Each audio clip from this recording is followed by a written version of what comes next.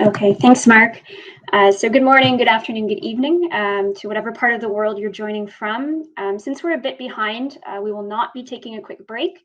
We're going to dive right into the next session. So for those who don't know me, my name is Lindsay Smith. I'm a workstream manager at GA4GH, specifically managing the clinical and phenotypic data capture and regulatory and ethics work streams. So it's my pleasure to help moderate the last session for this track, where we'll be exploring how to bridge GA4GH efforts to industry and clinical care, two areas where we historically have been a little less active. So we have a great panel set up today. We have Bron Kisler from the CRDSA, Marc Williams from the Geisinger Health System, and Rebecca Truty from Invitae. And we'll hear presentations from each of them in turn. A reminder that as these presentations are happening, please submit your questions to Slido at any time, and we'll get to them at the discussion period. So without further ado, let me first introduce you to Bron Kisler. He's the CEO of the Clinical Research Data Sharing Alliance, a new not-for-profit, which we will highlight very shortly. He is globally recognized for his leadership in international standards. He has 20 years of experience across a number of SDOs. He was the founder of CDISC, and following CDISC, he also worked with the National Cancer Institute Center for Bioinformatics, where he applied his expertise across a number of big data programs. And he also currently chairs the Isogenomics Informatics Committee. So Bron, over to you. Okay, so just to quickly get started, thanks to Peter Goodhand and the GA4GH Program Committee for inviting me to speak. As Lindsay mentioned, I'm the chair of the Isogenomics Subcommittee, so I've given presentations around that in the past. But today I serve in a new role. As of several months ago, I'm CEO of a new organization called the Clinical Research Data Sharing Alliance. So this evening I will present on this new nonprofit organization we launched just this summer. Next slide, please. So I don't know whether to say funny slides for the end or the beginning. I decided to do it at the beginning. Like everyone else, I really miss in-person meetings. I miss the hallway conversations. So the first picture up there is from the 2018 plenary in Switzerland with my NCI colleagues and Peter. The second picture below was my very last international trip. That was the Isogenomics Subcommittee meeting in Korea. I think it was November 2019, and Rishi was able to join us. But today, my in-person meetings, like all of you, include your pets.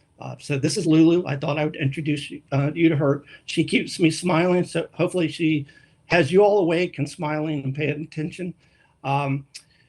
But she's not very good for hallway chatter and hallway conversations at receptions. So there's only one word that really gets her talking. So I'm sorry, it's not genomics. She's not interested in genomics. She's not interested in data sharing. But the word squirrel. Squirrel will get her going and very happy. So that's my partner in crime, my work partner every day. Next slide, please. So CRDSA, or the Clinical Research Data Sharing Alliance, actually self-formed this spring between like-minded organizations. So these organizations committed to working together to address shared challenges across the clinical data sharing ecosystem. So say beginning with biopharmaceutical companies, there are a handful of biopharmaceutical companies that are founding members here, Novartis, Amgen, Roche, UCB, and Takeda. They wanted to tackle these problems, these issues together, but also work with the broader marketplace. They wanted to work with academic institutions, data sharing platforms, nonprofits, technology providers, and patient foundations. So they didn't want to just tackle this as a single stakeholder. So I don't know how Melissa set this up so well for me, but that's the focus of my presentation today. So there's our founding members, our initial 10 founding members there in the middle, including a couple of universities and data sharing platforms, and our launch partners there on the right, including Privacy Analytics and NeuroCore, which is an MDR company. So there's been a real shift. So in the conversations that I'm having, I've noticed a real shift in the way the discussions are going. Now companies, industry organizations, large organizations are talking about how do we do a better job of data sharing? Whereas, several years ago, it may have been why do we want to do that? So there's really been a shift. Next slide, please. So the GA4GH community knows this well. But since the COVID pandemic, there have been increasing calls for research and industry organizations to share data more widely. This has been heard. So CRDSA, the Clinical Research Data Sharing Alliance, is a result of that call to action.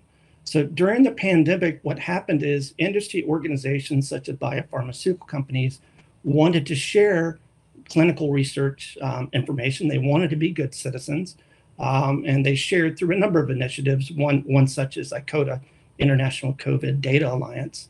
But due to a number of challenges that they faced, including legal issues, data transformation, all the obstacles that we look to address in CRDSA, few COVID trials ended up getting shared.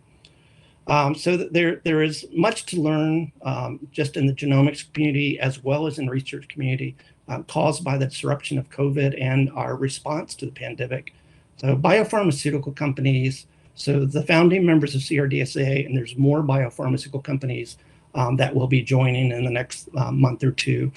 They're very eager to share data and understand how to share data with the broader science community. Next, please. So on the clinical research side, just real quickly, so in clinical research studies and regulated clinical trials, patient data is collected per the study protocol, and that follows patient consent. So ensuring proper patient consent for not only for the clinical trial, but if you want to use that data for secondary uses downstream beyond that trial, that also has to be in that consent form. So that's an important factor. Clinical research data has clearly defined endpoints. So the primary outcome that is being measured by the clinical trial itself. So some examples are improvement in quality of life, relief of symptoms. In the case of cancer, this could be a reduction in the size of tumor, or even disappearance of the tumor altogether. So clinical trial data from, and also one other piece of this is about CDISC. So clinical trial data from regulated studies is most often in CDISC data format, and there's a reason for this. So this is required. CDISC standards are required for clinical trial submissions in the United States and Japan, and regulatory guidance around CDISC standards is also being considered in China. More academic researchers are also beginning to use CDISC standards, as well as NIH institutes such as the National Institute of Allergy and Infectious Diseases.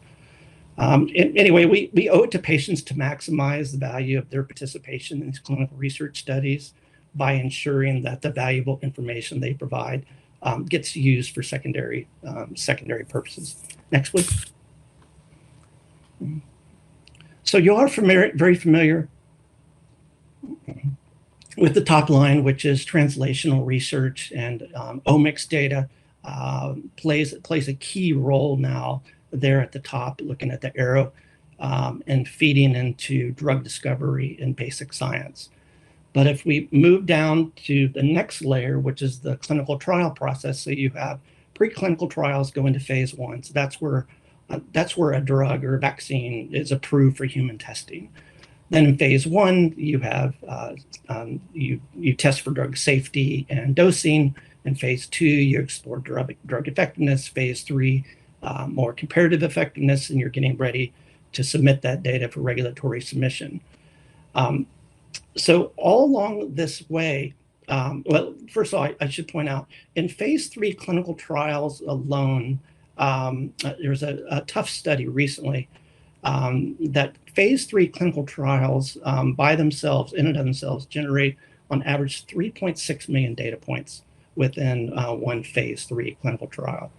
But the problem is much of that information remains with a single organization, the study sponsor, and is often never used again following that clinical trial. So this is one of the things that we're looking to overcome in CRDSA.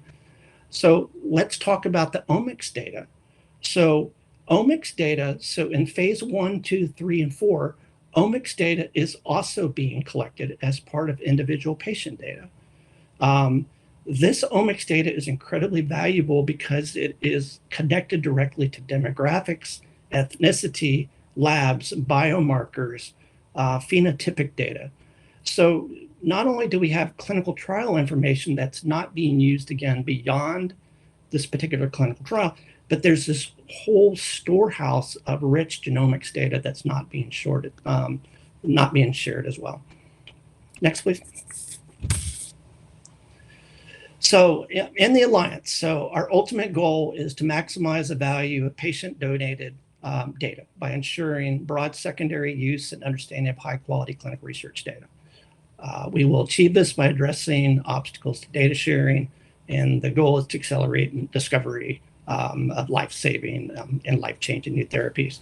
And I just want to echo a comment by one of our founding board members, Virginia Nido from Roche Pharmaceuticals. She said recently there's a great deal of emphasis, and has been a great deal of emphasis for years, on using real-world data in drug development. Meanwhile, data in clinical trials it's clean, it's curated, and it's of a very high quality. But historical clinical trial data, it's possibly the largest untapped treasure trove of information in the industry. Next, please. This slide, I like this image from Melissa. Thank you for letting me borrow it. So in the world of genomics, the data contributor is the individual providing their genome sequence. In clinical trials, the data contributor is the subject and the patient, and that data is being collected at the research site. So even though the subject is contributor, the clinical research site is the contributor that's sending that to the data user.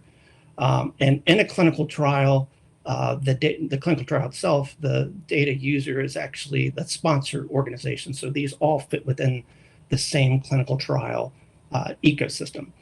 But so ultimately, the clinical trial sponsors become the data stewards of all this patient-level, rich patient-level information. When you move to sharing clinical trial data more broadly for secondary purposes, then the sponsor really becomes the contributor as that steward. So it's contributing the data to platforms. So data users can then access the data for many different clinical research studies. Next, please.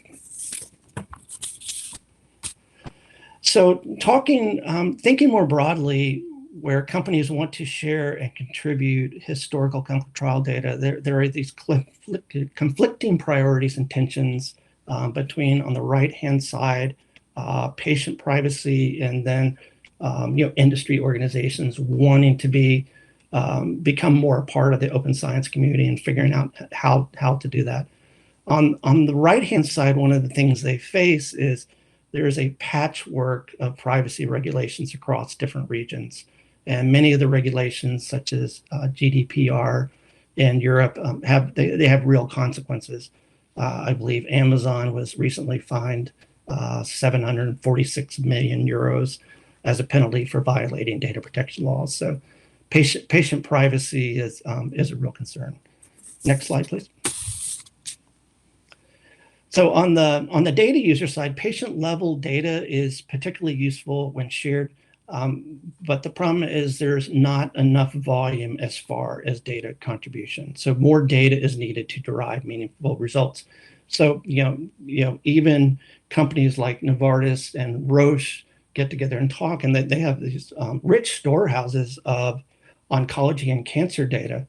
But if they can share this data, we can make so much more progress. So that's why these companies are making a commitment to work together and not only share data amongst each other, but with the broader science community.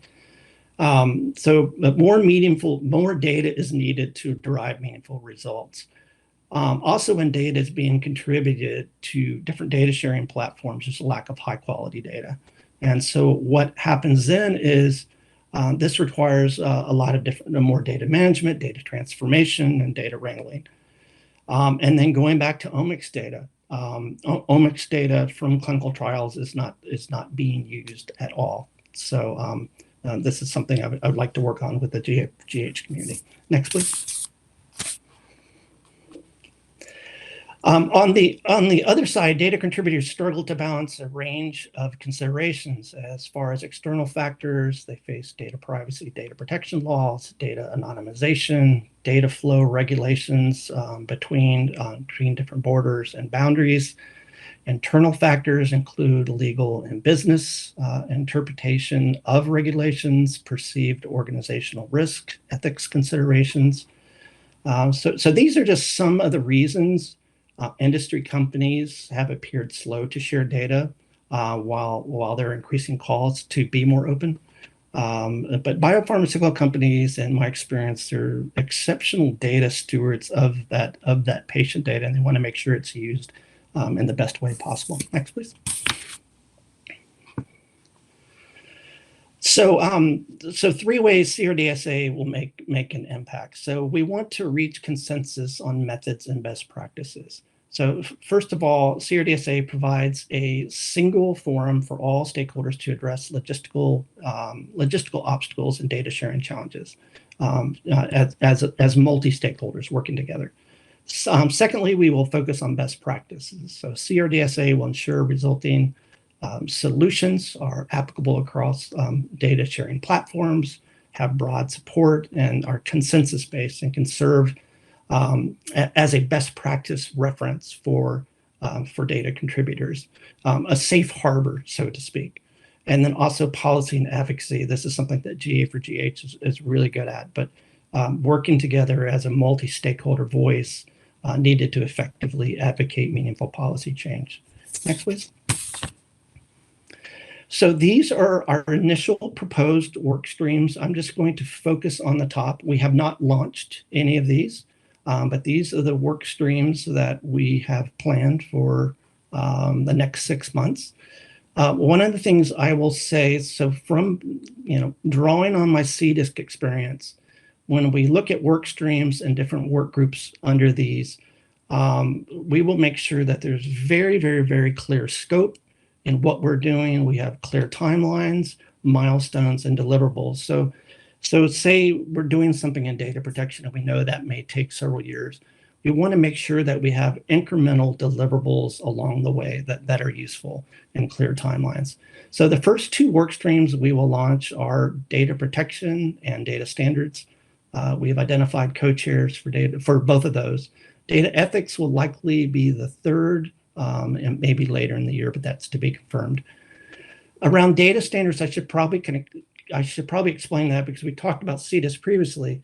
But if a biopharmaceutical company later wants to share clinical trial data for secondary purposes, that data needs to be transformed into different formats based on the data sharing platform. So the same companies, say Roche or Novartis, are often sharing the same data to different platforms that require different structures of that data.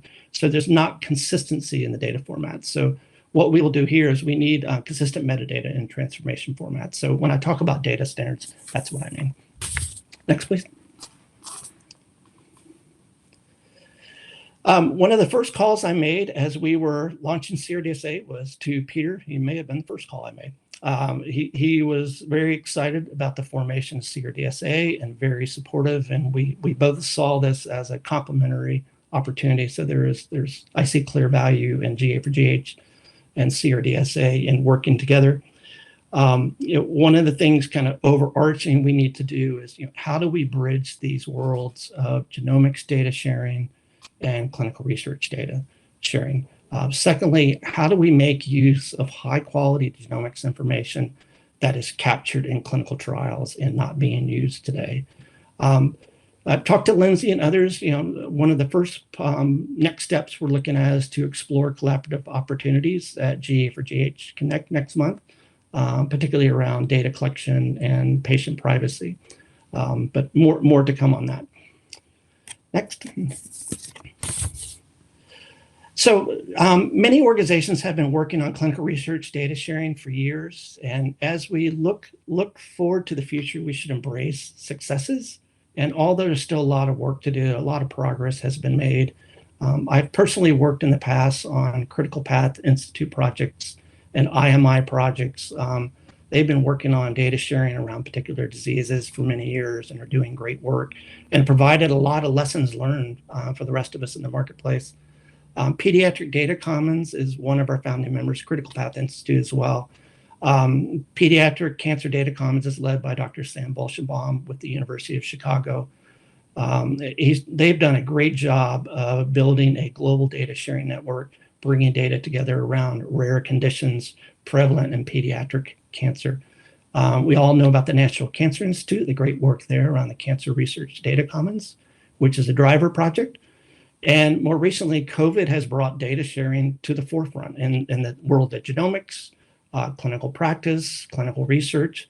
There's great collaborative efforts out there. So Melissa just talked about N3C. Also, there's a CODA which was set up by the Gates Foundation and HDR UK. So at CRDSA, we seek to become a nexus for these activities as well as industry stakeholders, academic stakeholders, and government agencies. Next, please. So we are committed, so me and others on the leadership team are committed to working closely with the GA4GH community to ensure we identify links between what we're doing and what you're doing and build strong bridges between these communities, including global industry organizations, biopharmaceutical companies. So being a new organization, a small organization, this is one advantage to us. So we have plans in place, but we're very agile and can adapt quickly. So partnering with us will be easy because we can align our priorities with GA4GH once we identify some common areas to work together, as opposed to if we were an organization that is way down the road with major programs and projects. So I think it's a perfect time to explore collaboration. Final slide. So if you're interested in learning more about CRDSA, please reach out to myself or my business partner, Aaron Mann, Aaron was with Roche for many years, and he really drove the conception behind CRDSA. Even though we have our initial founding members, we continue to bring on other early founding members and funding partners. And I understand volunteer time is precious. But if there are individuals in the GA4GH community who have an understanding of both sides of these world, clinical research, data sharing, genomics data sharing, please reach out to either GA4GH or myself, because you may be an important bridge and a conduit to kind of link these communities together. Anyway, so thank you for your time, and I'm finished now. Lindsay.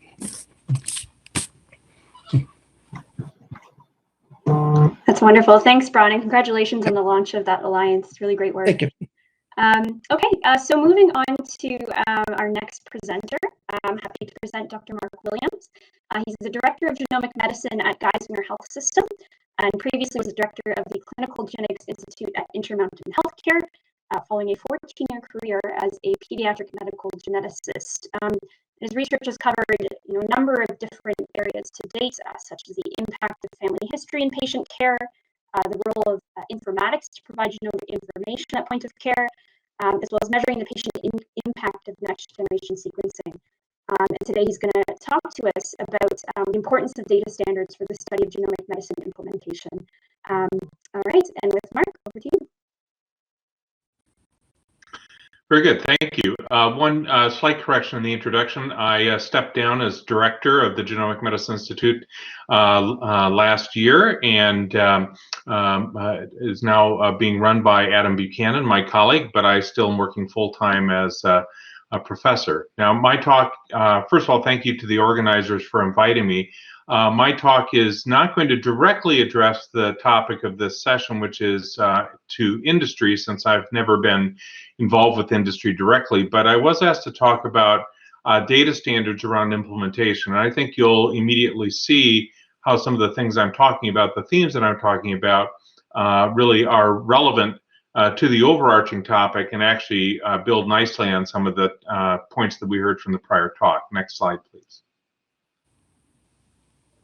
So I'm going to describe briefly the MyCode Community Health Initiative and examine how lack of standards impacts our ability to do testing, interpretation, and resulting.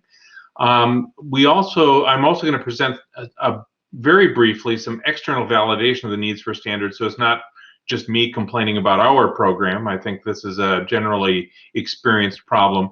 And then I want to talk in the last part of the talk about the role of implementation science and learning healthcare systems as a way to move forward. Next slide, please. So the MyCode Community Health Initiative has initially began as a biobank in 2007, but has now expanded to a very large interactive program where we intend to eventually have over 500,000 Geisinger patients with exome sequencing and high-density genotyping. Those exomes are being done in partnership with an industry partner, Regeneron Pharmaceuticals. And the exomes are available, and we do assess them for medically actionable results, and we return those results to the participants in the context of this clinical research program, as well as their providers. And then we support the patients and providers in follow-up so that they can use the results effectively, and we also then measure outcomes related to the return of results. Next slide, please. This is our current scorecard. We have just over 291,000 consented participants, of which 203,000 have provided samples. We have 184,000 exomes in place, of which almost 62,000 have undergone analysis for variants. In fact, some of these exomes have undergone 2 analyses. As each time we have a new batch of exomes to analyze, we reanalyze the exomes that had been analyzed previously, because knowledge is changing so rapidly that we can update results and return more results to individuals. And to date, we've returned over 2,700 results to participants in the program as of September 1st this year. Next slide, please. The high-level process for this project involves a consenting and sample collection, sequence interpretation, confirmation, and reporting, reporting results to participants and their providers, and measuring outcomes that are attributable to the reporting. If you hit the click, we're just going to talk about the last 3 aspects here, since we're talking more about the clinical applications. And so now let's dive in and look under the hood. Okay, next slide, please. So sequence interpretation, confirmation, and reporting. Next slide. This is the high-level view of what is done. We have an eligible MyCode sample that is sent for sequencing. We get the result back, and we make a determination based on our filter as to whether or not there's a reportable result. If there's not a reportable result, then we save that sequence, and as I mentioned, we reanalyze that over time to take advantage of new knowledge and also changes in our gene list. If we do find a actionable result, we send that sample to a clinical laboratory for a clinical confirmation. The reason for this is twofold. One, our exomes that are done by Regeneron are not done in a CLIA environment. They're done in a research environment, meaning that we can't legally return those results to individuals. But the second reason is that this gives us an external second opinion as to whether or not a variant is considered pathogenic or likely pathogenic. And only when we have a situation where the variant confirms and there's concordance between our interpretation and the external laboratory's interpretation do we return that result to the patient. So very simple, very straightforward. Next slide. However, when you actually try and implement this, this is what it looks like. And I'm not even going to bother to try and take you through this, because the point of this is that as you break down these processes, there's a number of different steps. And this is the process for one laboratory. We have used 3 different clinical laboratories, and the process for each of those laboratories is somewhat different. A lot of these steps involve communication, and we really are dependent on the availability of standardized information to be able to move this information through this pipeline in a high reliability, because every one of these decision points is an opportunity for failure. So in addition to the process itself, we also have to build in monitors to make sure that the process itself does not break. Next slide, please. So there are several different implications from this. We have informatic implications for sequencing and variant calling. How do we represent the variant, and how do we communicate that variant in a standardized format? Are we using, which build are we using? Which splice variant are we using of a given gene? Are we using a canonical sequence? Are we using some other sequence? There are a number of different resources that we can use to generate information, things like ClinVar, Nomad, Civic, some locus-specific databases, but we know that they don't all format their data in exactly the same way. So we need translators to make sure, again, that we are being robust and always talking about the same variant. Next slide. We also then, as I mentioned, have to say, well, what file format are we calling from? Are we calling from a VCF? Are we calling from a FASTQ, from a BAM? Which reference sequence are we using? And the standard variant representation. So one of the advantages that we have is we are a participant with ClinGen, and the ClinGen allele registry has really worked very hard to develop a standardized representation for variant alleles that can then translate to other standardized nomenclatures. You know, the joke about standards is it's nice that there are so many of them to choose from, and this is exactly the case in variants. And so we need to make sure we're all speaking the same variant language. Next slide. We also then have to use communication standards. So it's not just the information that needs to be sent, but we need to send the information in a standard message. We tend to use HL7 version 2 because that's been through, there's a genomic medicine working group for HL7, but we're now beginning to explore the role for FHIR genomics. And this is something, of course, that GA4GH has been very involved with as well. Next slide, please. Now, with confirmation, we need to make sure that we are properly attributing the sample. So we need to say, is this individual actually eligible? We have some participants that are on an earlier form of the consent that does not allow for return of results. So we need to make sure that we are not excluding those individuals from analysis. We have to understand, is their sample available, and has that sample been handled appropriately? We maintain all of our samples, and our biobank is in a CLIA certified environment so that we can maintain that chain of information.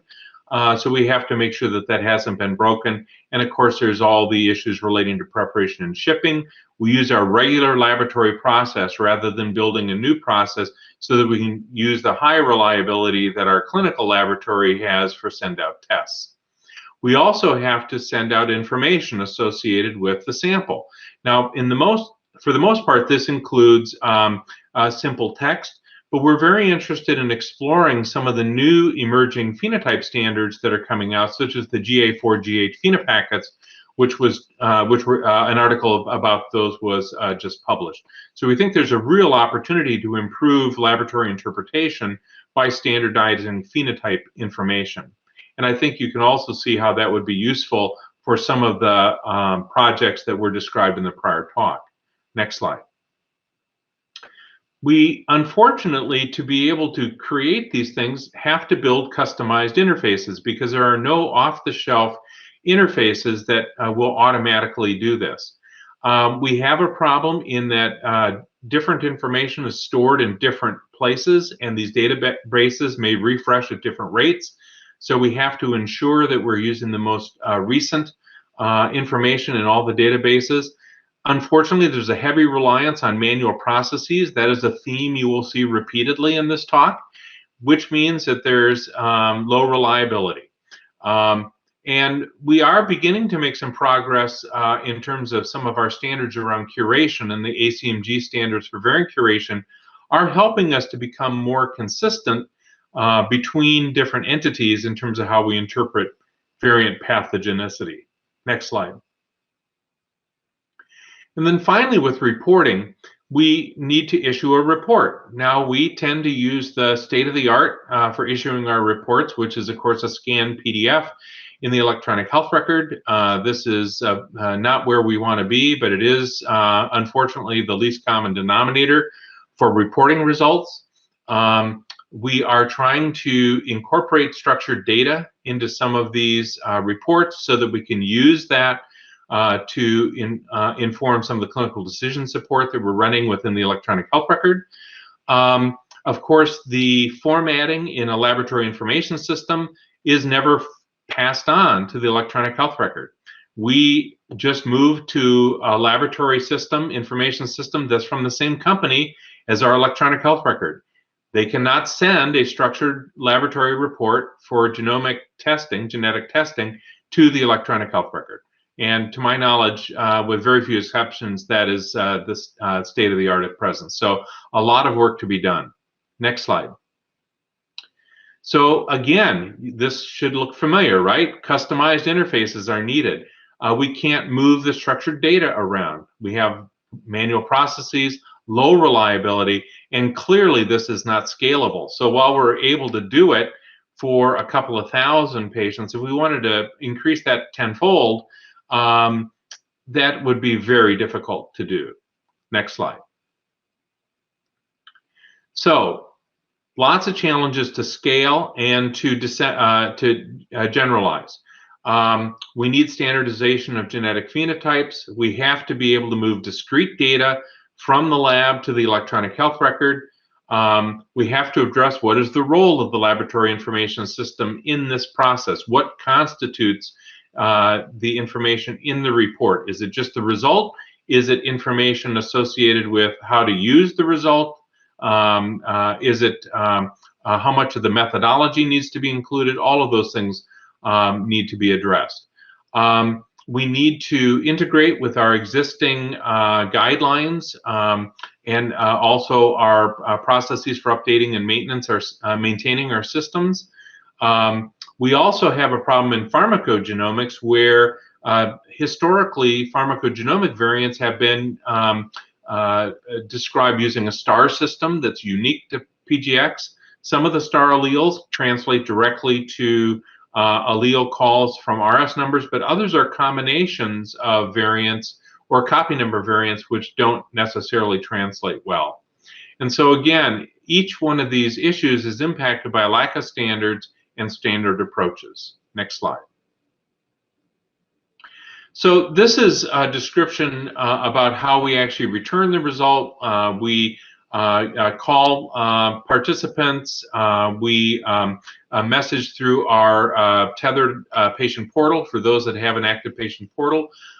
We put results in the electronic health record. Those results are available to the patient and to the provider simultaneously.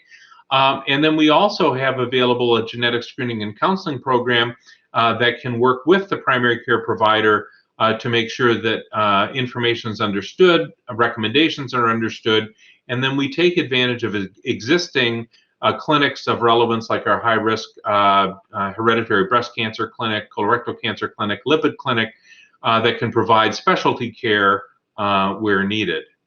Next slide. Now, again, we have the same sorts of problems with challenges to scale. There's a general lack of standard resources for patient-provider information. There are the ACMG ACT sheets for secondary findings, and we can certainly use those in the context of population screening, since many of the genes that we're returning results about are represented on the secondary findings list. We are very interested in using a point-of-care just-in-time information to support both patients and providers, so patient-facing, provider-facing just-in-time information, but we need structured data to run that type of clinical decision support and run the rules.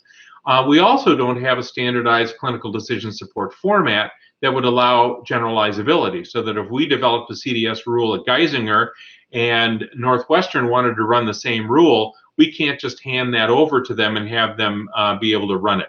But there are some tools like CDS hooks and reusable CDS rules that can be kept in a database like the CDS knowledge base that might be early solutions to this type of a problem. CDS KB right now only contains narrative and flowchart decision support rules. We do not have coded rules at the present time. Again, what systems can handle regarding discrete genetic data versus just scanned reports, and the standards gaps.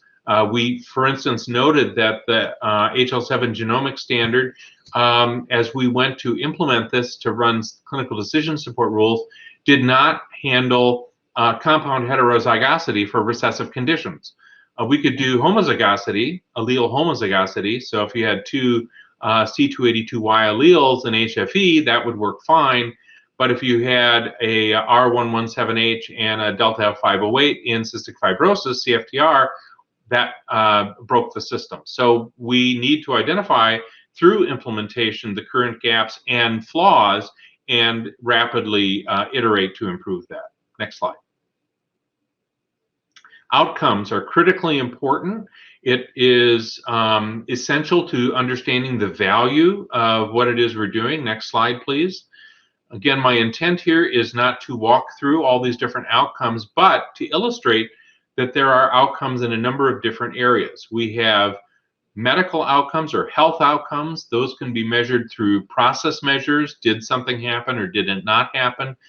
Through intermediate markers like an LDL cholesterol, which would be an intermediate marker for lipid disorders. And of course, ultimately, we want to measure the true health outcome itself, like did we decrease cardiovascular events? But the challenge we have with some of the things that we're doing is we may return a result for familial hypercholesterolemia to a 10-year-old child because we know we should be initiating lipid-lowering therapy very early. But the event that we want to prevent is going to be 30, 40 years down the road. So we need something more proximate, like an LDL cholesterol that has a chain of evidence to be able to assess whether or not we're making a difference for that particular health outcome. We also have cost outcomes. There are health behavior outcomes. Do patients make health behavior changes in response to the information that we're providing to them? Next slide, please. There are patient-reported outcomes, and then we, at the present time, have to define these outcomes, but we also have to implement systems to capture the outcomes. And we need standardization around the outcomes. We can't all be collecting our own outcomes. We need to agree on that so that we can combine data across systems to make sure that the interventions that we're doing are working. Next slide.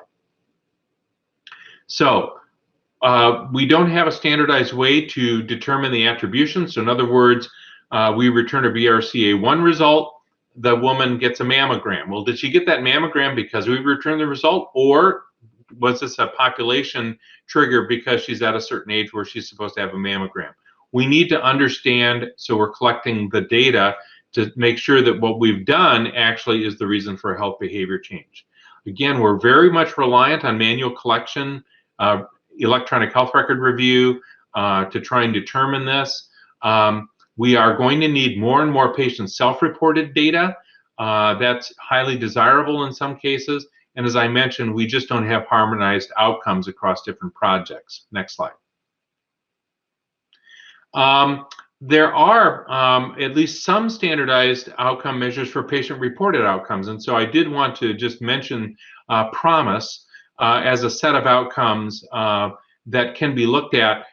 Some of those may need to be adapted for genetics and genomics, but at least it's a way to begin to think about how do we standardize the information we're collecting. Next slide. Just so you think this isn't me complaining about our system, I think any of you that have looked at the literature will have seen multiple publications on this issue from the Electronic Medical Records and Genomics Project, the Implementing Genomics Ignite Project, Clinical Sequencing Exploratory Research, CSER. There are many site-specific implementation challenges that have been reported. And then recently, the NHGRI's GM13 meeting developing a clinical genomic informatics research agenda again came back to the idea that we need standards to support this type of research. And if you're interested, this is the link to the full report of that meeting. Next slide. So from translation to implementation, you saw a version of this before. Essentially, what we really need here is this research findings, output, knowledge, practice change, and evaluation. Now, this is linear. It's curly linear, but it's still linear. And I think what we really need to do is to think about a different type of model, a virtuous cycle. Next slide, please. So, whoops, that was the prior slide. Okay, yeah, so back please. Okay, so what we're talking about here is using implementation science for genomic medicine. And so we want to examine certain research questions, and I'm not going to read through these, but these are the types of questions that are really important to understand if we want to know if an implementation can be done at more than one place with high fidelity and with a low customization. Next slide. So this is the conceptual model for implementations research. You know, what do we implement? How do we implement it? What are the outcomes, health outcomes, service outcomes? And there's a whole host of methodologies that can be used here. Next slide. And so this all falls under, you know, sort of the usual implementation science framework. There are a whole bunch of implementation science frameworks out there, so we kind of need some standardization around that too. It's said that, you know, everybody has their own implementation science framework. They're kind of like toothbrushes. Everybody has their own, but nobody wants to use anybody else's. Next slide. Finally, I just want to introduce the concept of the learning healthcare system. So when you want to implement something like a genomic medicine project, do an internal scan, understand what's needed from the perspective of your own system, but also what have other people done. That leads to the plan, do, study, act. Plan it, then do it. But when we issue these, we always issue it with a guarantee. It's going to be wrong or your money back. But we also guarantee that we will fix it. And that's the study part. You implement it, you're always going to find things that didn't work the way you thought they were going to work. You understand what those are, and then you act to change it, and you run that cycle until you really optimize it. And it's not just enough to get that done for your own system. I think it also then is we have the responsibility to disseminate that to others to say, this is how we did it. There may be things that you'll need to tweak for your system, but you don't need to start from scratch. Next slide. So in conclusion, genomic medicine is an emerging technology, and we have to be able to demonstrate improved value in the healthcare delivery setting before it will be adopted. We have to define outcomes and standardize systems to support measurement to determine which of these services actually adds value. I think you'll note that informatics is a key enabler for precision health, but there are significant gaps that we have to develop solutions for, and thankfully GA4GH is stepping in to help with this. Data and communication standards are an essential enabler, and implementation is complex and requires a systematic approach, and this is where the learning healthcare system framework may be helpful. Next slide. There are a lot of people involved in our project. This is a list of many of the key folks, but certainly not all. I thank you for the opportunity, and I look forward to your questions. All right, many thanks, Marc. That's really fantastic work. As a reminder, you can submit questions to both Marc and Bron via Slido. We'll move on to our last presenter for this session, Dr. Rebecca Truty. She leads the data stewardship and governance at Invitae, where she spearheads efforts to improve and streamline data use and access. And she previously led the clinical data analysis team at Invitae, where she leveraged Invitae's patient data to help demonstrate the clinical utility of genetic testing. And today she's going to talk about data challenges in clinical lab testing. So if we can please pass to Rebecca.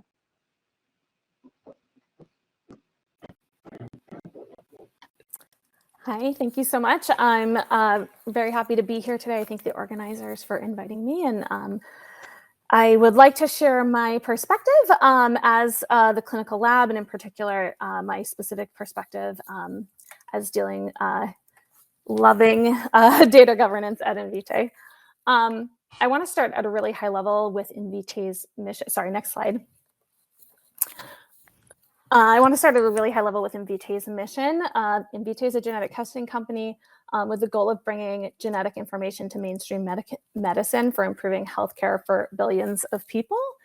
And in addition to this mission, next slide, I want to set the stage by highlighting our values. This is actually taken directly from our website. And today I really want to focus on the third and fourth values here. Next slide. These are just rewritten here. This is our key data tenets: that patients own their health data, and that health data is more valuable when shared. You actually heard, I was excited to hear Bron sort of talking about this. I heard him say tension and privacy and sharing. We've had numerous conversations about that topic at Invitae, and just last week, someone was saying, you got to change the slide. It's not a tension. They look like they're fighting. There's no overlap in these Venn diagrams. I think when you view it as patient ownership, then the sharing part becomes more easy. And the privacy is a piece of that, of course, but when patients have control, their privacy is in their control. Next slide. Data governance, in my view, flows from this. What defines data governance at Invitae is the ability to enable these two data tenets. So to enable patients to control their data, to create the controls that patients can then use so that they are empowered. And then on the other side of that, to ensure that the data that we have is in a format that is able to be shared, that it's accessible, that it's usable, while also, of course, being in line with those patient preferences around their data. Next slide. I think this is probably preaching to the choir. I don't think anybody here needs to be convinced that data sharing is important, but just to reiterate, the importance of that point is, of course, data feeds into research. Research then feeds into medical care. Data also can directly inform medical care. And all of that is, again, going back to improving healthcare for billions of people. And so these data tenets are so important because they feed directly into our mission. Next slide, please. I'm going to share some more general stuff in a moment, but I wanted to start with an example. Oh, did we lose the slides? Or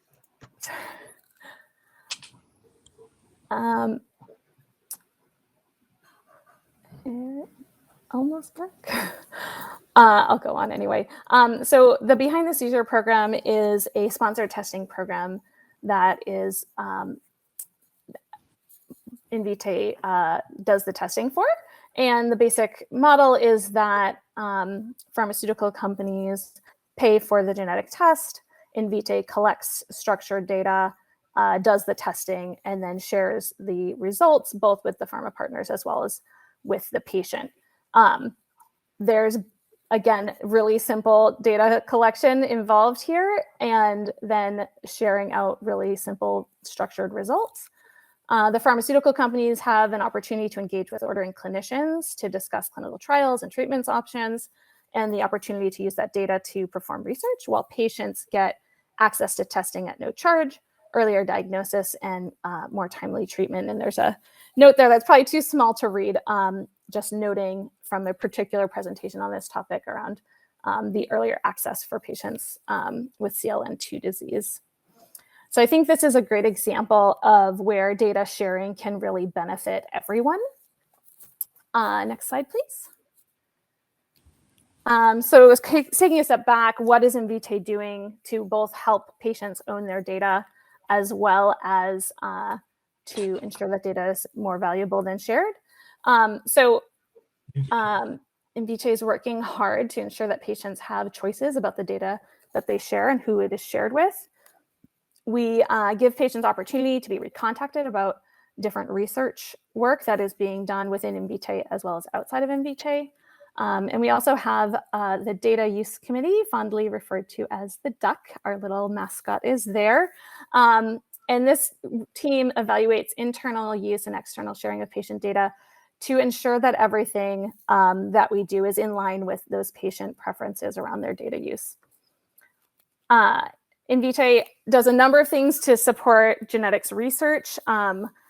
This is the very, very short list. We're a #1 submitter to ClinVar. We're deeply involved in many NIH-led gene curation and variant interpretation efforts, as well as other internal and external efforts around variant interpretation.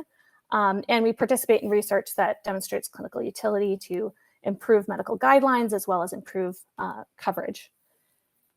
And then finally, we are trying to directly support patient care with things like EMR integrations to streamline clinician workflows, web tools and chatbots for the collection of clinical data and family history, as well as clinician support tools. Next slide.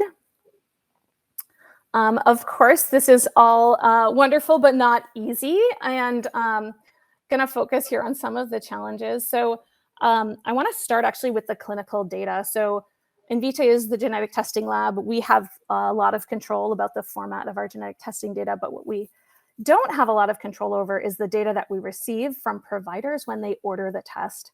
That data is really critical for us when we're doing variant interpretation. And often it's missing. That data is unstructured, which makes it really difficult to analyze in any bulk way. It also makes that data really challenging to de-identify, which means that we are limited in our ability to share that data because we can't de-identify it and share it with partners that would love to also help us improve our variant interpretation. On the genetic side, I know Marc was saying state of the art is a PDF report, and that's where we're at. So the challenge there is that those PDF reports can be extremely challenging to find in the medical record.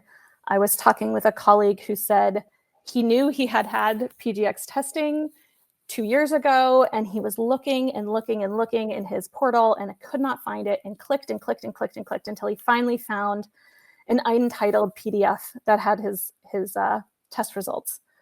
So obviously, if the data can't be found, it can't be used if patients and providers don't even know it's there or can't find it when they want it. I also think that it's really key here is that the details are important. What test was ordered matters a lot. We're not ordering one thing, we're ordering all possible variants in all the genes that we order, right? And so, and then equally important is what was not ordered. Test limitations are really key, especially as those change over time. And of course, while our genetics don't change, our invariant interpretations do. And so understanding if the variant interpretation that you're looking at in the clinical report is actually up to date is really key. And I think that my fear is that when clinicians don't have all of this information, or it's hard to find, that they would either choose to make a decision without regard to the genetic information at all, or that they would retest the patient, which adds cost and delay to their medical care, or that they, I think this is my worst nightmare, that they would make a decision that's based on either outdated information or incorrect assumptions. For example, assuming that a patient that says, oh yes, I had a cancer test and it was negative, assuming that that was a comprehensive test and not maybe a single gene test. Next slide. In addition to those, I think, obviously I said our mission is to serve billions of patients. If we're going to do that, we can't be picky about who we choose to work with. So we want to do EMR integrations. We know that those are super valuable, but those are customized for every single EMR system, which is slow and takes a lot of time. And then in addition to those, there's several local laws and regulations that require data sharing, which we absolutely want to support, but those requirements differ from location to location, which again involves more custom solutions. And often those data sharing systems are not set up for genetics, right? And so the information that we share is really of limited value if all we can tell them is that the test was positive or negative, if they don't have all those details. Some testing, I think that the value in that testing is really much more focused on the long term. So things like whole exome, whole genome, and pharmacogenomics. And in those cases, again, if the results are kind of lost in the dark recesses of the electronic medical record, the long-term value can't be fully realized. And clinicians are really de-incentivized to order that kind of testing if they are expecting to not be able to find it later, or that others won't be able to find it later. And again, I think in that kind of testing as well, the details again come into play. If we're looking at data that was generated 2 or 5 or 10 years ago, we're going to want to know a lot about the methods, about the quality of the data, and about the details of exactly what that test included, to be able to evaluate if that test is appropriate to use, or if the test results should probably be updated. And then again, I know Marc mentioned this too, variant representation is a challenge, and I know GA4GH has made progress there. And I heard recently that we're starting to implement that at Invitae, so I'm really excited, because of course integrating our data with public data sources like Nomad and ClinVar and others is really challenging. Those variant representations can get really complicated. Next slide, please. So I think this is the whole point, right? Where do we go from here? I think to kind of take it back to what are the standards and what standards do we need?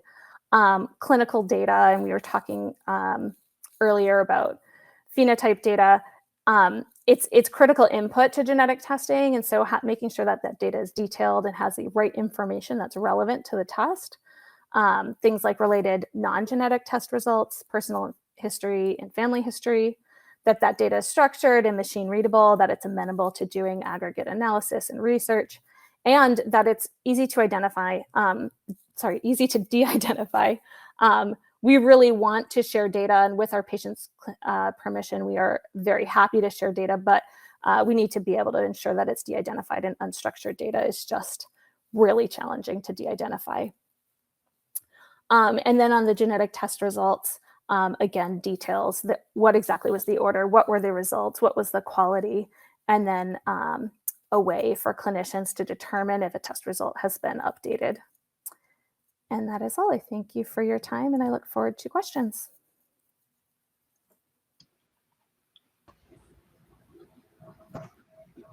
Okay, so we're going to get all our panelists back online here. And before we dive in, I also want to introduce Heidi, who's joining us for these questions as well. I'm sure many of you already know Heidi, but Heidi is the co-chair of GA4GH and has extensive clinical experience as well. So I'm sure she'll be able to add some great expertise to this panel as well. Okay, so let's dive right into the questions. First one here is for Bron. So it sounds like CRDSA and GA4GH could end up developing similar types of standards. How can we work together and converge on common standards rather than creating multiple competing standards? Yes, okay, I completely agree with this question. One of the reasons, I mean, as soon as we formed CRDSA, we started reaching out to organizations that we could collaborate with. So GA4GH, for instance, because in CRDSA, we do not want to duplicate any work that is already going on. So we want to understand what the GA4GH work streams are. We reached out to Fuse. So the Fuse organization has work streams and data transparency. We reached out to Transcelerate. So that's what I was saying about us being a new, nimble organization. So we have a mission we want to work on. We do not want to duplicate anything. As far as common standards, right. So GA4GH has genomic standards. We will be looking at CDISC standards and creating other kind of standards for data transformation, but we're not looking for those to be competing. And that's one of the ways, even in ISO. So I'm the ISO Genomics Subcommittee Chair. So one of the reasons I've been working with GA4GH for three years now is I don't want to duplicate any work. So that's one of the reasons that ISO and GA4GH are working on the pheno packets and phenotypes project together, along with HL7. Yeah, that's great. I look forward to seeing what CRDSA and GA4GH can do together. Yeah, I can't wait. Okay, so the next question here, I think everyone might be able to take a stab at it. So despite industry having a significant role in the generation of genomic data, there's a reluctance to bring industry to decisions that need to be made at the genomics program planning or national level. So how does industry get over that hurdle, and what can they offer? I don't know who might want to start with that. Maybe Bron, we'll start with you, and we'll go around. Yeah, I'm trying to read the spine industry. So, yep. So there's so when I talk to organizations, when I talk to individuals and higher level people in organizations, there's not a reluctance. So all I have heard is a willingness that we want to overcome the obstacles and overcome the things, regulatory obstacles, internal obstacles that have kept us from doing this in the past. So I'm feeling that this reluctance is going away, and that's why these organizations want to work together to overcome these. And I'll just add, this is Yep. wearing my hat as president of the American College of Medical Genetics and Genomics, that one of the advantages of our professional society is that we have fellows that work in all sectors, including industry. And so when we're developing our practice resources, our evidence-based guidelines, our points to consider, we make sure that we are including representatives from all of our different constituencies, including industry, and we have venues by which industry can contribute information. Now, the ACMG is not a standards organization per se, but I think we share a common interest in saying if we want to do things like our newborn screening translational research network, it would be a lot easier to do it if we had agreed upon standards. And so I think we can certainly act as a, perhaps maybe someone would disagree with my adjective, but an honest broker to convene folks to be able to address some of these types of problems. Yeah. Rebecca, anything to add from Invitae's perspective? I think we do. We want to collaborate. I think there are sometimes hurdles, both privacy related as well as sort of technical hurdles around how and where the data is. But that's absolutely something we want to be a part of, and we're more than willing to work with you on. Yeah. Yeah. And can I add one more thing, Lindsay? Go ahead. So biopharmaceutical companies and industry organizations have recognized the progress that has been made, in the academic community. And I think Melissa Handel was teeing this up. It's like, so these organizations are new to this open science arena. So that's why they want to do this in a multi-stakeholder way. They want to learn how to do this. They need to overcome their own internal obstacles and legal obstacles, but we have to bring these communities together. And maybe I could just add one additional thing as well. What we recognized when with our program when we were working with Regeneron is that we had to understand each other's value proposition for participating. That we can't go in and say, hey, this is a good thing to do if it doesn't really match up with the value of the other party. But I think in many cases we can develop a value proposition or value propositions that are complementary that will engage people. But that requires really substantive discussions about how would we derive value from this type of an activity. Yeah. Okay, so we'll go to this top question here. Rebecca, could you speak to how or if Invitae is enabling patient ownership of data? Yeah, so our patients in their patient portal can select if they want their data to be used for internal research purposes or shared externally. And we're working right now on making that better. Those fundamental choices will still be there, but we're trying to extend and allow patients to share more data when they do feel comfortable and to have more choices about exactly who they're sharing with. But that's a work in progress at the moment. And I think the other piece there too is that we've realized as we do this that it takes, I think there's another question on this, it takes a lot of education for patients to understand what genetic data is and what the risks are and what the benefits are. And so I think there's a lot of work in there about giving choices, but making sure that they understand what those choices are so that they can make informed choices. Yeah, thank you. Okay, so next pin question at the top, coming from Heidi. What's the best way to work with EPIC on standards for clinical lab result integration? Heidi, did you want to add anything to that before we? Yeah, I mean, you know, Marc, you described, I think you might not have acknowledged it was the EPIC you've been working with, but, you know, the challenges and a lot more work to be done there. Lots of groups use EPIC. You know, Rebecca, you've been integrating that Invitae with different labs. There's, you know, it's not been straightforward. And so, you know, the question is, what's the best way to progress work in this space for standards for genetic test results, how we get them integrated into EHR? And do we work offline and then say, these are the specs, implement them? Or do we go to EPIC and work directly with them and try to get them to, you know, like, what's the best way? And it's not just EPIC, there are Cerner and other, you know, EHR systems. Yeah, there are, I mean, EPIC and Cerner are the two largest, but there are probably 50 to 100 even within the United States that are in use in some way, shape, or form.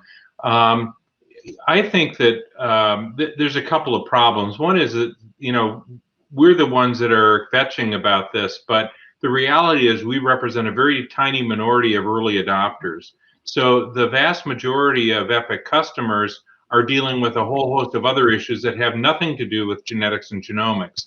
And so until the groundswell of need for support of these types of problems, you know, gets to the point within the EPIC system, and EPIC actually does have quite a good way to gather information from their end users and a prioritization process. But I think it's going to be a long time before genomics actually gets up far enough that it's going to be a top priority for them. But I do think that there are groups at the national level like the ONC and projects that ONC is working with, like Sync for Genes and others, where if we can get standards being defined by the Office of the National Coordinator of Health IT that says, hey, all EHRs have to build to this standard, like we did to some degree with family history, that will be an enabler for the EHR industry to kind of move those forward.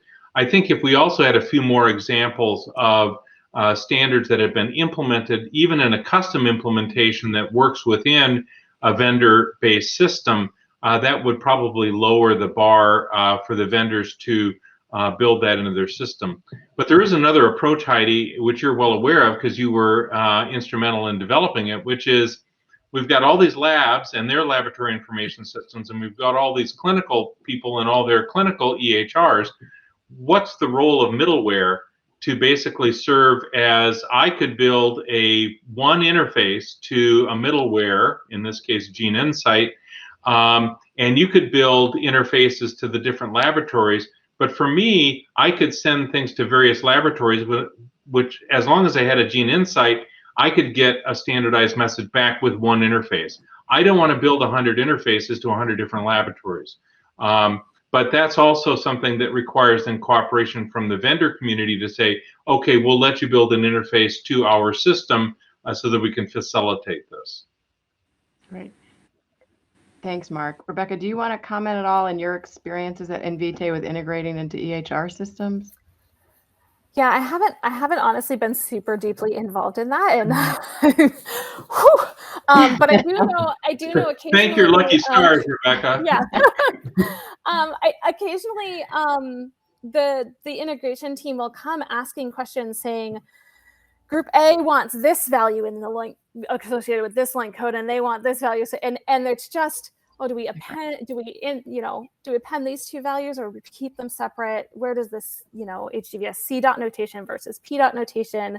What do we put in the field if it's a copy number variant? All of those, it's just the growing pains of we haven't quite settled in to these new standards yet, and there's differences, and that means that it's all custom still, and that's really hard. It's hard to support, and it's hard to scale.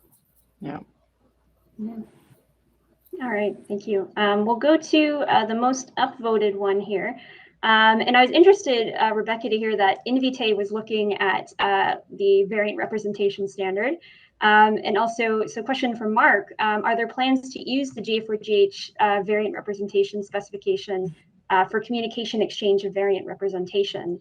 And I know you mentioned ClinGen, which I believe has implemented that, but anything you want to say about that? It's not something that we've built at the present time into our own information systems, but the reason for that is because our current electronic health record and laboratory information systems don't support that. So again, I think if we can all say, this is really the one that we want to use, and we can get you know, a lot of vendors and laboratories and that all agreeing to say, this is really the way we should go, then I think that would drive implementation of that type of a standard. It probably is at a point where if we could get a couple of institutions, and I'm not volunteering Geisinger necessarily, but some institutions that were interested to really test it out in a sandbox environment, I think that would be very interesting.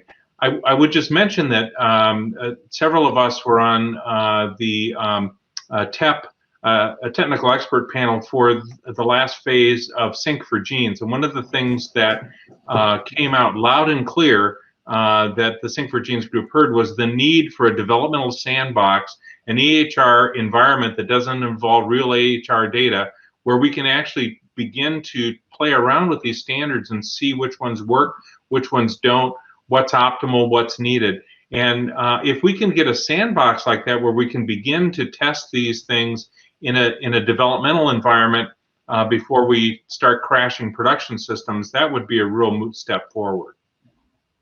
Mm-hmm. Yeah.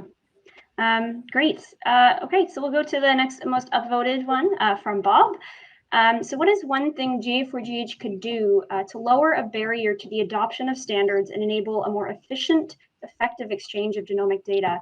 And Bron, maybe we'll turn that to you, and maybe you could speak from some of your standards experience. That's exactly what I will do. So we ran into this as CDISC, right? So when we published our first 10, 15, 20 standards that were in PDF documents, requirements and specifications, the industry was saying, that's a great start, but it's just not enough. So at CDISC, our board of directors and funders made a decision that we would customize an existing metadata repository. So what we did is we ended up taking all that information out of PDF documents and putting it in a metadata repository with APIs. So organizations, their clinical trial databases from Roche or Sanofi, they could interact directly with electronic tag data standards and pull them directly into the systems. Or they can get alerts of something that maybe have changed in a data standard. So that was a direction that we had to go in with CDISC that we started probably in about 2015, and it's really come a long way. But that is what made implementation much easier for the marketplace.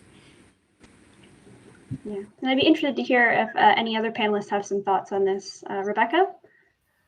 Yeah, I think to be really honest, it's a business, and we have to go where the money is. So I think, honestly, for us, the easiest way to get us to put in the development effort and find the resources is to make it worth our money. So that means that one of our clients says, you better do this or we're not going to order from you anymore, right? I think, and so more broadly, though, that just means adoption, right? Like if everybody else is doing it, we have to do it. And the reality is it takes time and it takes resources to invest in making changes and using new standards. And it's really hard to invest those time and resources if there isn't going to be a clear benefit in at least a short-ish term. Right. So Lindsay, can I make one more quick point that sure, we struggled go ahead. with? So also we had different standards in CDISC. So we had standards for data collection. We had standards for electronic submission to the Food and Drug Administration that weren't directly connected. We have controlled terminology. We had therapeutic area standards. So the only way to connect all these different standards that were developed on different timelines was through that metadata repository. So we could actually connect all those standards together to be implemented at a single point in time, instead of somebody going, okay, what's your data collection standard? What's this standard? How do I use terminology? So that was also important. And so we will unfortunately have to wrap up soon, but I'd still like to hear everyone's answer to this. Marc, do you have any thoughts?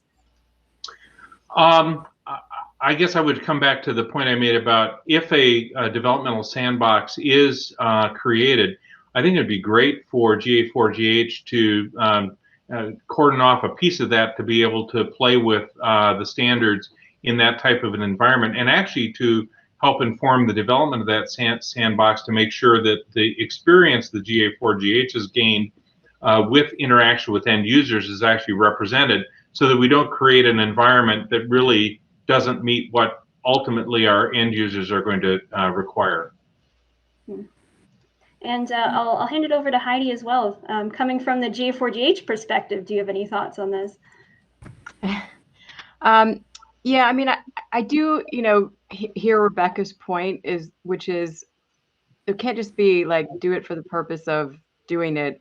We have to really show the value to the community by pursuing certain standards and what it's going to enable. And so, right now, the exchange of genomic data isn't as high a pressing need for the community as simply the results and getting them into the EHR and able to be updated, because the variants are getting reinterpreted quickly. So if you're asking a clinical lab like Invitae, what's the quickest thing, that they want? It's probably not, correct me if I'm wrong, Rebecca, it's probably not how are we going to send the whole genome sequences or panel sequences or whatever. It's how can I get our, results integrated, sent to ClinVar, sent to EHRs, updated, things that our customers are asking us for every day. I want updated results and I want them as soon as they change. I want your data in ClinVar. I'm not going to reimburse you if you don't share there. So I think, the lowest barrier to adoption is exactly what Rebecca said, was the stuff that's hitting them hard right now. They will do what's needed if the community is forcing it, right? Okay, so unfortunately we are at a time here, but I'd like to say a huge thank you to all of our panelists and everyone who submitted questions. Those are fantastic presentations. So just to wrap up the end of this session, I'll actually be handing it over to Heidi for some closing remarks.